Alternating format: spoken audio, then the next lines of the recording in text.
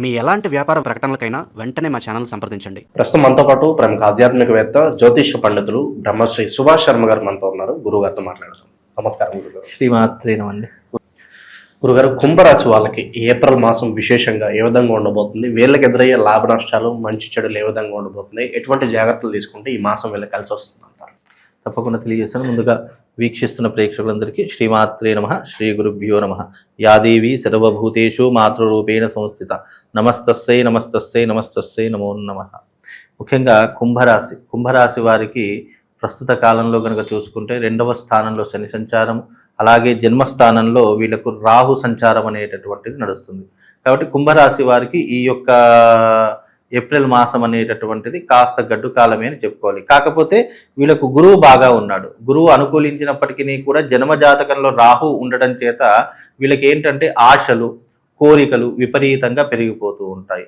వీళ్ళు ఏంటి అని అంటే గనక ఏదైనా కూడా జరగక ముందే ఎక్కువగా గొప్పలు చెప్పుకోవడము, లేదు అని అనుకుంటే గనక ఏదైనా మనము చిన్న వాటికి పెద్ద పెట్టుబడులు పెట్టడము, అనవసరంగా ఎవరికి పడితే వారికి మాటలు ఇచ్చేయడము, ఇలాంటివి ఎక్కువగా జరిగేటటువంటి పరిస్థితులు కుంభరాశి వారి యొక్క జాతకంలో ఏర్పడతాయి. అలాగే వీళ్ళు ఏ పనినైనా సరే మొత్తం అయిన తర్వాత బయట పెట్టాలి కానీ ముందుకు ముందు 10 మందితో చెప్పుకోవడం కానీ గొప్పలు చెప్పుకోవడం కానీ అస్సలు చేయకండి. రెండవ విషయం ఏమిటి అంటే కనుక ఈ ఏప్రిల్ నెలలో వీళ్ళకు ఒక అదృష్ట యోగం అయితే ఉంటుంది. ఎందుకంటే ఇప్పుడు పంచమ స్థానంలో గురు సంచారం నడుస్తుంది కాబట్టి కొత్త పెట్టుబడులు పెట్టడము, లావాదేవీలు చేయడము, అలాగే ఆర్థికపరమైనటువంటి భారాన్ని కాస్త తగ్గించుకునేటటువంటి ప్రయత్నాలు చేసుకోవడము. ఈ నెలలో ఏమిటి అంటే కనుక వీళ్లకు కాస్త ఆర్థిక భారం తగ్గుముఖం పడుతుంది. తరువాత మళ్ళీ గురువు షష్టమంలోకి మారుతాడు. అంటే వీళ్ళ రాశి నుంచి 6వ స్థానంలోకి కర్కాటకంలోకి మారినప్పుడు మాత్రం కాస్త జాగ్రత్తగా ఉండాలి. 6వ స్థానం గురు సంచారం అనేటటువంటి యోగదాయకం కాదు, కాస్త మధ్యమ ఫలితాలు ఉంటాయి. 6వ స్థానము అంత శుభము కాదు, అశుభం కాదు. ఎప్పుడైనా రాశి ఫలితాల్లో 3 భాగాలుగా విభజిస్తారు. ఒకటి శుభంగా ఉండేటటువంటివి, 2 మధ్యమంగా ఉండేటటువంటి, 3 అశుభంగా ఉండేటటువంటివి. కాబట్టి ఈ యొక్క కుంభరాశి వారికి మధ్యస్థ ఫలితాలు అనేటటువంటి ఏర్పడతాయి. కాబట్టి ఏప్రిల్ నెలలో కూడా మధ్యస్థ ఫలితాలు ఉన్నాయి. కాబట్టి ఈ యొక్క ఏప్రిల్ నెల కాస్త అనుకూలమైనటువంటి పనులు ఏవైనా ఉంటే చేసుకోండి. పెండింగ్లో ఉన్నటువంటి పనులు పూర్తి చేసుకోవడం, కోర్టు కేసులు కానీ పోలీస్ స్టేషన్ వ్యవహారాదులు కానీ వీటన్నిటిని చక్కదిద్దుకోవడం, లేదా సామరస్యంగా పరిష్కరించుకోవడము, సెటిల్మెంట్ చేసుకోవడం, ఇలాంటివి చేసుకోవాలి. ఇక వీళ్ళకి ప్రస్తుతం ఉద్యోగ పరంగా, వ్యాపార పరంగా అనుకూలంగానే ఉంటుందంటారు? తప్పకుండా అండి. కుంభరాశి వారికి కాకపోతే పట్టుదల ఉండాలి. కుంభరాశి వారికి కనుక పట్టుదలతో ఏదైనా బిజినెస్ కానీ, వ్యాపారం కానీ, లేదా పెట్టుబడులు కానీ పెట్టారనుకోండి, ఇంట్రెస్ట్ ఉండి పట్టుదల ఉంటే 100% కుంభరాశి వాళ్ళు కుంభస్థలాన్ని కొడతారు అని అంటారు కదా సార్. అలా కుంభస్థలాన్ని కొట్టేటటువంటి పరిస్థితులు కుంభరాశి వారి యొక్క జాతకంలో ఏర్పడతాయి. కనుక వీళ్ళకి ఏంటంటే ఏకాగ్రత, చిత్తశుద్ధి, కొంచెము దాంట్లో లౌక్యం తెలిస్తే కనుక 100% కుంభరాశి వారిని కొట్టేవాడు ఉండడండి. 3వ విషయం ఏమిటి అంటే కనుక కుంభరాశి వారికి ఖర్చులు అధికమవుతూ ఉంటాయి. కాస్త తగ్గించుకునే ప్రయత్నాలు చేసుకోవాలి. ఇక పెళ్లి కానిటువంటి వారికి కూడా ఈ యొక్క ఏప్రిల్ నెలలో వివాహం కుదిరేటటువంటి యోగం కూడా ఏర్పడబోతుంది. కనుక కుంభరాశి వారికి మధ్యమ ఫలితాలతో పాటు కాస్త అనుకూలమైనటువంటి వాతావరణము ఒక్క గురువు వల్ల, ఎందుకంటే జన్మస్థానం నుంచి 2వ స్థానంలో శని ఉండడం వల్ల ఖర్చులు అధికమవుతాయి. ఇంకోటి ఆలోచించకుండా తొందరపడి నిర్ణయాలు చాలా మటుకు తీసుకునే పరిస్థితులు ఏర్పడతాయి. కాబట్టి అవి కొద్దిగా తగ్గించుకునే పరిస్థితులు ఏర్పరచుకోండి. అలాగే ఈ యొక్క ఏప్రిల్ నెలలో విదేశీ ప్రయాణాలు కూడా జరిగేటటువంటి పరిస్థితులు వీళ్ళ యొక్క జాతకంలో కనిపిస్తున్నాయండి. ఇక కుటుంబ పరంగా ఎలా ఉంటుంది? ప్రేమానురాగాల పరంగా, భార్యాభర్తల సంబంధాలు కావచ్చు, అవి విధంగా ఉంటుంది. ముఖ్యంగా కుటుంబ పరంగా చూసుకున్నట్టయితే ఇన్ని రోజులు పడుతున్నటువంటి కష్టాలు, ఈ యొక్క కుటుంబ పరమైనటువంటి ఇబ్బందులు ఏవైతే ఉన్నాయో కొంతవరకు సద్దుమణిగేటటువంటి పరిస్థితులు ఏర్పడతాయి. అలాగే వీళ్ళకు కుంభరాశి వారికి ముఖ్యంగా ఏంటంటే జన్మస్థానంలో శని వల్ల కోపము, ఆవేశం వల్ల తొందరపాటు నిర్ణయాలు ఎక్కువగా తీసుకొని వీళ్ళ లైఫ్ని స్పాయిల్ చేసుకునే పరిస్థితులు ఏర్పడతాయి.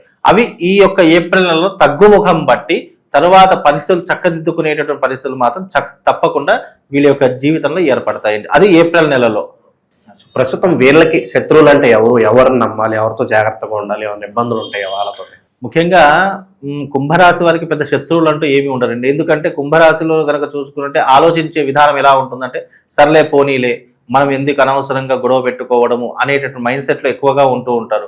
కొన్నిసార్లు వీళ్ళ యొక్క జీవితంలో వీళ్ళు ఏదైనా కోల్పోయినా సర్లే అని లైట్గా తీసుకునే వాళ్ళే తప్ప గొడవ పెట్టుకోవాలి, శత్రుత్వం పెట్టుకోవాలి అనేటటువంటి ఆలోచన ఎక్కువగా కుంభరాశి వారి యొక్క జీవితంలో ఉండదు.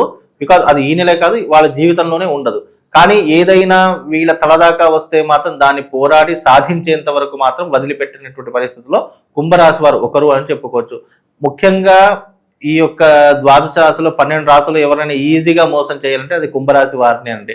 ఎందుకంటే నిండు కుండలా ఉంటారు, అన్నీ ఉన్నాయి అనుకుంటారు, ఎక్కడెక్కడ నుంచో తెచ్చి ఏదో పెడుతుంటారు, ఏదో మాటలు ఇచ్చేస్తుంటారు. కానీ చివరికి ఎదుటివాడు మోసం చేసేంత వరకు కుంభరాశి వారు అర్థం చేసుకోలేని పరిస్థితిలో ఉంటారు. ఎందుకంటే కుంభరాశి వారికి అందరూ మన వాళ్లే కదా. ఒక్కసారి కుంభరాశితో స్నేహం చేస్తే ఎదుటివాడు ఎంత నీచుడైనా వారితో స్నేహం మాత్రం వదులుకునే పరిస్థితిలో కుంభరాశి వారికి ఉండవు. కనుక కుంభరాశి వారికి శత్రువులు అంటూ పెద్దగా ఉండేటటువంటి పరిస్థితులు ఉండవండి. ఇక ఎటువంటి పరిహారాలు చేసుకోవడం ద్వారా ప్రస్తుత కాలం బాగుంటుందంటారు? ముఖ్యంగా వీళ్ళకు 2వ స్థానంలో శని సంచారం జరుగుతుంది కాబట్టి ఆర్థిక పరమైనటువంటి ఇబ్బందులు కొద్దిగా ఏర్పడేటటువంటి పరిస్థితులు ఉంటాయి. కాబట్టి కాస్త వీళ్ళు ఏమిటి అంటే భారస్పత్య తంత్రం చేసుకోవడం చాలా ముఖ్యము. లేదు అంటే మెడలో ఒక ప్రవాళ గణపతి లాకెట్ వేసుకోండి. ప్రవాళ గణపతి లాకెట్ ఉండటం వల్ల ఆర్థిక పరమైనటువంటి ఇబ్బందులు కాస్త తగ్గుముఖం బట్టి కొంతవరకు ఉపశమనం కలిగేటటువంటి పరిస్థితులు వీళ్ళ జీవితంలో ఏర్పడతాయి. అలాగే కుంభరాశి వారు ప్రతిరోజు ఒక మంత్రం చదువుకోవాలి అంటే ఒక మంచి మంత్రం చెప్తాను. ఆ మంత్రాన్ని గనక మీరు ఆంజనేయ స్వామికి సంబంధించినటువంటి మంత్రము ఓం త్వమస్మిన్ కార్య నిర్యోగే ప్రమాణం హరిసప్తమ హనుమాన్ యత్నమాస్తాయ దుఃఖ క్షయకరో భవ అనేటటువంటి మంత్రాన్ని ప్రతిరోజు చదువుకోండి. వీలైతే ఆంజనేయ స్వామి ఆలయంలో చదువుకోండి, లేదంటే రావి చెట్టు కింద కూర్చొని చదువుకోండి. లేదు అది కూడా కుదరట్లేదంటే ఇంట్లోనే ఒక మంచి ప్రదేశంలో కూర్చొని ఏకాగ్రతతో చిత్తశుద్ధితో ఈ మంత్రాన్ని మీరు ప్రతిరోజు ధ్యానం చేసుకోండి. మీకు బలం పెరుగుతుంది, ధైర్యం పెరుగుతుంది, పట్టుదల పెరుగుతుంది, ఏకాగ్రత పెరుగుతుంది. అలాగే మీరు దేంట్లోనైనా విజయం సాధించడానికి ఈ మంత్రం మీ జీవితంలో ఒక తారక మంత్రంలో ఉపయోగపడుతుంది. ఇది ఒక్కటి చేసుకుంటే సరిపోతుంది. లేదు మాకు దీనివల్ల ఇంకా ఏమి ప్రయోజనం కలగట్లేదు, మేము ఎన్ని ప్రయత్నాలు చేసినా మాకు కొద్దిగా కలిసి రావట్లేదు అని అనుకుంటే కనుక భారస్పత్య తంత్రం చేసుకుంటే ఇక అది మోస్ట్ పవర్ యూనివర్సల్, ఇక దానికి మించి లేదు. కాబట్టి కుంభరాశి వాళ్ళు భారస్పత్య తంత్రం చేయించుకోండి. గురుగారు, ఈ రాశి వాళ్ళకి ప్రత్యేకంగా శత్రువులు బాగా ఎక్కువగా ఉన్నారు, నరఘోష నరదిష్టి ఎక్కువగా ఉంది, మేము బాగుపడుతున్నా ఏమన్నా కొనుక్కున్నా కూడా చూసి ఓరవలేని వాళ్ళు ఎక్కువగా తయారయ్యారు మా జీవితాల్లో అనుకున్న వాళ్ళకి ఈ ప్రభావాలన్నీ దూరం అవడానికి మంచి పరిష్కార మార్గం ఏమంటే తెలియచేయండి. తప్పకుండా అండి. ముందుగా వీక్షిస్తున్న ప్రేక్షకులందరికీ శ్రీమాత్రే నమః, శ్రీ గురుభ్యో నమః. నమస్తే అస్తు మహామాయే శ్రీపీఠే సురపూజితే శంఖచక్ర గదాహస్తే మహాలక్ష్మీ నమోస్తుతే. నరఘోష నరదిష్టికి నాపరాయణ పగులుతుంది అని శాస్త్రమే ఉంది. కాబట్టి నరఘోష వీళ్లకు వాళ్ళకని కాదు, మనిషి ఎదుగుతున్నాడు అంటే చాలు నరఘోష ప్రారంభమవుతుందండి. అలాంటి నరఘోషని తప్పించుకోవడానికి మన యొక్క ప్రామాణికమైనటువంటి గ్రంథాల్లో చాలా రకాలైనటువంటి రెమెడీస్ అలాగే పరిహారాలు పొందుపరచడం జరిగింది. ఫలానా ఎగ్జాంపుల్గా చూసుకోవాలి అని అంటే కనుక ఉదాహరణకు ఒక మనిషి ఎదుగుతున్నాడంటే ఎప్పుడెప్పుడు కిందికి లాగేయాలి. లేదు అసూయ, నరదృష్టి ఎక్కడి నుంచి ప్రారంభమవుతుందో తెలుసా అండి? ఒక మనిషి ఎదుగుతున్నాడు అనుకున్నటువంటి విషయంలో నరదృష్టి ప్రారంభమవుతుంది. లేదు అని అంటే గనక ఒక మనిషి ద్వారా మనం కిందికి పడిపోతున్నాము అంటే నరదృష్టి ప్రారంభమవుతుంది. లేదు వీడి వల్ల నేను మోసపోతున్నాను లేదా నేను వీడి వల్ల బాధపడుతున్నా అంటే నరదృష్టి ప్రారంభమవుతుంది. అంటే నరదృష్టి అనేటటువంటిది ఈర్ష, అసూయ, ద్వేషము వీటి నుంచి పుట్టుకొచ్చేటటువంటిది నరదృష్టి అని అర్థం. అంటే వీళ్ళ యొక్క మనస్తత్వం ఎట్లా ఉంటుంది, ఒకడు ఎదగకూడదు, వీడికంటే కింది స్థాయిలోనే ఉండాలి కానీ పైకి ఎదగకూడదు, నేను చెప్పిందే వినాలి తప్ప ఇక వీడు నన్ను కమాండ్ చేయకూడదు, డిమాండ్ చేయకూడదు అనేటువంటి పరిస్థితుల నుంచే ఈ నరదృష్టి అనేటువంటి పుట్టుకొస్తుంది. ఇంకోటి, మన జీవితము అందంగా ఉంది, మనం చాలా లగ్జరీగా బ్రతుకుతున్నాం అంటే తప్పకుండా నరదృష్టి అనేటువంటి తగులుతూ ఉంటుంది. అలాంటి నరదృష్టిని తప్పించుకోవడానికి శాస్త్రంలో అనేక పరిహారాలు ఉన్నాయి. మిరియాలతో చేసేటటువంటిది, అలాగే నిమ్మకాయతో చేసేటటువంటిది, అలాగే కొంతమంది దిష్టి తీసేటటువంటి ప్రక్రియ కానీ, ఇవన్నీ కూడా నరదృష్టికి కొన్ని ఉపశమనాలు అని చెప్పుకోవచ్చు. ఎవరికైతే నరదృష్టి ఉంటుందో ఏ ఇంటి మీద, చాలా మందికి కొంతమందికి శరీరం మీద నరదృష్టి ఉంటుంది, కొంతమందికి ఇంటి మీద నరదృష్టి ఉంటుంది, కొంతమందికి ఆ స్థలంలో నరదృష్టి ఉంటుంది. నరదృష్టి అనేది చాలా రకాలుగా ఉంటుంది. ఎగ్జాంపుల్గా ఒక మంచి ఇల్లు కనుక్కున్నాం అనుకోండి, ఇల్లు కట్టుకున్నాం అనుకోండి, అబ్బా ఏ ముందిరా ఇల్లు ఎంతమందిని ముంచి కట్టాడో అని ఇక అక్కడ నుంచి స్టార్ట్ అవుతుంది మన దరిద్రము. ఇక రెండవ విషయం ఏంటి అంటే ఒక మనిషి మీద, అరే ఈ మనిషి చాలా లగ్జరీగా బ్రతుకుతున్నాడు, ఇతన్ని చూసి అందరూ ఇష్టపడుతున్నారే అని చూసి అంటే మన ఇష్టాన్ని ఎదుటి వాళ్ళు ఓర్వలేక నరదృష్టి అక్కడ నుంచి ప్రారంభమవుతుంది. ఇక రెండవది స్థల ప్రభావం, అది కూడా నరదృష్టికి ఒక ప్రభావం అని చెప్పుకోవచ్చు. ఇన్ని రకాలైనటువంటి నరదృష్టిలు ఉన్నాయి. వీటన్నింటి నుంచి తప్పించుకోవాలి అని అంటే గనక మనిషి మీద నరదృష్టి ఉంటే కార్యసిద్ధి యంత్రం అనేది ఒకటి ఉంటుంది. అది ఎప్పుడు మన పర్సులో పెట్టుకోవాలి. ఆ యంత్రం ఉన్నంతసేపు ఏమవుతుందంటే మనం ప్రొటెక్ట్ చేస్తూ ఉంటుంది. ఇప్పుడు మన శరీరానికి, మన యొక్క హృదయానికి, మన యొక్క మెదడుకి ప్రొటెక్ట్ ఏంటంటే బయట కనిపించేటటువంటి ఈ లేయర్కి కూడా రక్షణ కావాలి అని అంటే గనక మన యొక్క శరీరం మీద ఎప్పటికీ కూడా సర్వ కార్యసిద్ధి యంత్రం ఉండాలి. రెండవది, ఇంటి మీద నరదృష్టి ఉంది, ఇల్లు అయితే కూలగొట్టుకోలేం కదా, ఇల్లు ఒక దగ్గర నుంచి ఇంకో దగ్గరికి మార్చుకోలేము, అయితే అమ్మేసేయాలి లేదా నరదృష్టి తీసేసుకోవాలి. దానికి ఏంటి అని అంటే గనక సకల కార్య వాస్తు యంత్రం ఉంటుంది.